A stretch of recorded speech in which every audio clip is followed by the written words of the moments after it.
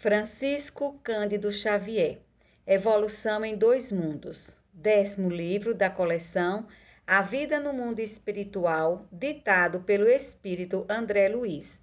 8ª parte, Evolução e Metabolismo. Suprimentos da vida.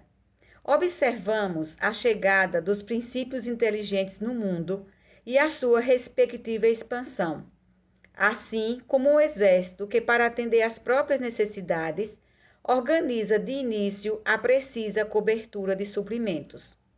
Primeiro, as bactérias lavrando o solo para que as plantas proliferassem, criando a atmosfera adequada ao reino animal. Depois das plantas, aparecem os animais, gerando recursos orgânicos para que o instinto pudesse expandir-se no rumo da inteligência. E em seguida ao animal surge o homem, plasmando os valores definitivos da inteligência para que a humanidade se concretize a caminho da angelitude. Fases progressivas do metabolismo. Em todos os reinos da natureza, o elemento espiritual aprende a nutrir-se e preservar-se.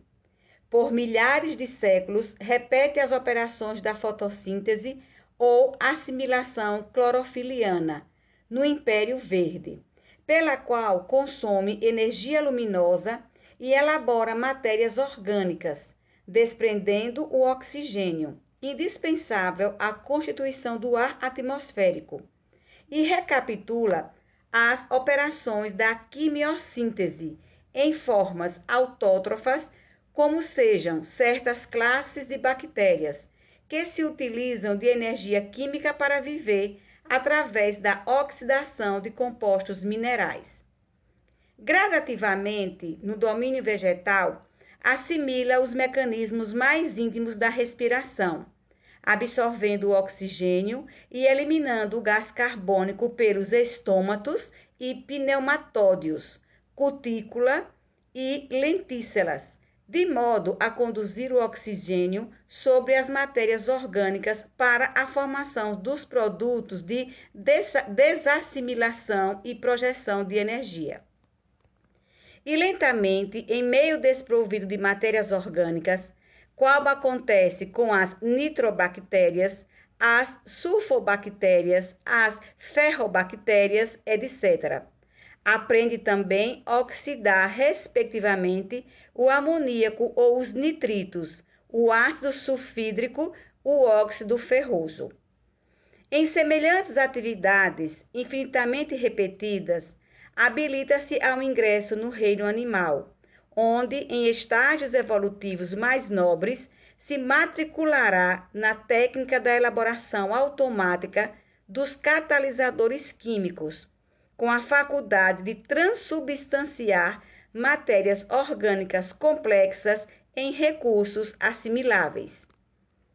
Milênios transcorrem para que então consiga adestrar-se nas diástases diversas, como sejam as proteases e as zimases, entre os fermentos hidrolisantes e decomponentes. A crisálida de consciência inicia-se dessa forma na fabricação de prótides, glúcides, lípides e outros meios de nutrição, aprendendo igualmente a emitir hormônios de crescimento e vitaminas diversas no ciclo das plantas. Não apenas tecidos e órgãos do corpo físico se esboçam nas formas rudimentares da natureza, mas também os centros vitais do corpo espiritual, que, obedecendo aos impulsos da mente, se organizam em moldes seguros, com a capacidade de assimilar as partículas multifárias da vitalidade cósmica, oriundas das fontes vivas de força que alimentam o universo. Excitações químicas. Governando as células físicas, os agentes de natureza espiritual se evidenciam em todos os processos da nutrição, motivando as chamadas excitações químicas, também classificáveis por quimiotactismo eletromagnético. O princípio inteligente, tocado por múltiplos estímulos, sob o império de atrações e repulsões, aure elementos quimiotáticos eletromagnéticos no laboratório das forças universais, através da respiração, para conservar-se e defender-se, preservando os valores de reprodução e sustentação. É assim que as células masculinas dos fetos são atraídas pelo ácido málico, enquanto as bactérias se movimentam obedecendo também a estímulos de ordem química. Os óvulos de certos peixes e equinodermos, entre estes o ouriço do mar, sem a presença da fêmea que os deita, têm o poder de atrair os espermatozoides separados da mesma espécie, demonstrando que arrojam de si mesmos substância específica na perpetuação que lhes é própria. Entre os animais, as células da reprodução segregam substâncias particulares, com que se procuram mutuamente, evoluindo o veículo psicossomático para mais altos níveis de consciência sobre as mais amplas formas de quimiotropismo constante, em bases de excitações exógenas e endógenas. Administração do metabolismo. Laborando pacientemente nos séculos e alcançando a civilização elementar do Paleolítico, a mente humana controla então quase que plenamente o corpo em que se exprime, formado sob a tutela e o auxílio incessante dos construtores espirituais, passando a administrar as ocorrências do metabolismo em sua organização e adaptação, através da coordenação de seus próprios impulsos sobre os elementos albinoides do citoplasma, em que as forças físicas e espirituais se jungem no campo da experiência terrestre. Os sistemas enzimáticos revelam-se definidos e as glândulas de secreções internas fabricam variados produtos, refletindo o trabalho dos centros vitais da alma. Hormônios e para-hormônios, fermentos e cofermentos, vitaminas e outros controladores químicos, tanto quanto preciosas reservas nutritivas, equacionam os problemas orgânicos, harmonizando-se em produção e níveis precisos na cota de determinados percentuais, conforme as ordens instintivas da mente. Todos os serviços da província biológica, inclusive as emoções mais íntimas, são sustentados por semelhantes recursos, constantemente lançados pelo próprio espírito no cosmo de energia dinâmica em que se manifesta.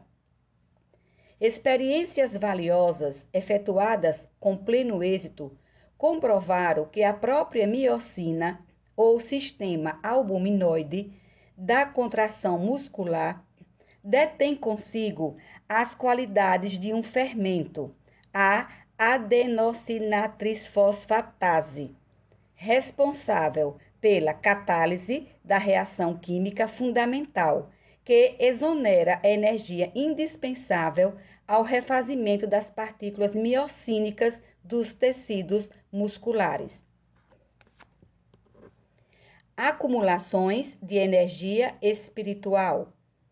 Por intermédio dos mitocôndrios, que podem ser considerados acumulações de energia espiritual, em forma de grânulos, assegurando a atividade celular, a mente transmite ao carro físico a que se ajusta, durante a encarnação, todos os seus estados felizes ou infelizes, equilibrando ou conturbando o ciclo de causa e efeito das forças por ela própria libertadas nos processos endotérmicos mantenedores da biossíntese. Nessa fase, dispomos largamente dos anticorpos e dos múltiplos agentes imunológicos cunhados pela governança do espírito. em favor da preservação do corpo, de acordo com as multimilenárias experiências adquiridas por ele mesmo, na lenta e laboriosa viagem a que foi constrangido nas faixas inferiores da natureza. Da mesma sorte, possuímos, funcionando automaticamente, a secretina, a tiroxina, a adrenalina, a luteína, a insulina, a foliculina, os hormônios gonadotrópicos e unidades outras, entre as secreções internas, à guisa de aceleradores e excitantes, moderadores e reatores, transformadores e calmantes das atividades químicas nos vários departamentos de trabalho em que se subdivide o estado fisiológico. Impulsos determinantes da mente.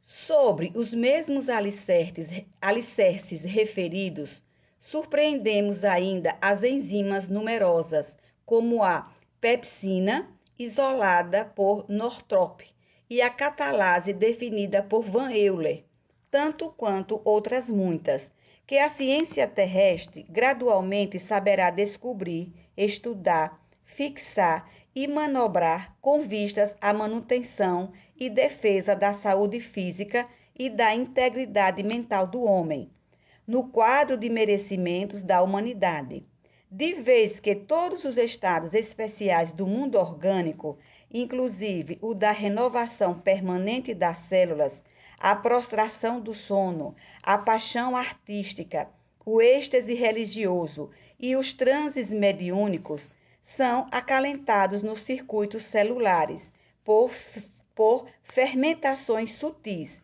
aí nascidas através de impulsos determinantes da mente, por ela convertidos nos órgãos em substâncias magnetoeletroquímicas, arremessadas de um tecido a outro, guardando a faculdade de interferir bruscamente nas propriedades moleculares, ou de catalisar as reações desse ou daquele tipo, destinadas a garantir a ordem e a segurança da vida na urdidura das ações biológicas. Em identidade de circunstâncias, nos traumas cerebrais da cólera e do colapso nervoso, da epilepsia e da esquizofrenia, como em tantas outras condições anômalas da personalidade, vamos encontrar essas mesmas fermentações no campo das células, mas em caráter de energias degeneradas que correspondem às turvações mentais que as provocam.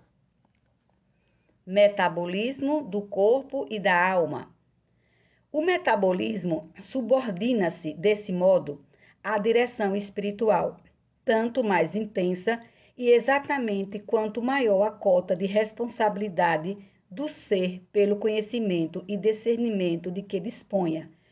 E em plena floração da inteligência, podemos identificá-lo não apenas no embate das forças orgânicas, mas também no domínio da alma, porquanto raciocínio organizado é pensamento dinâmico, e com o pensamento consciente e vivo, o homem arroja de si mesmo forças criadoras e renovadoras, forjando, desse modo, na matéria, no espaço e no tempo, os meandros de seu próprio destino. Pedro Leopoldo, 9 de fevereiro de 1958.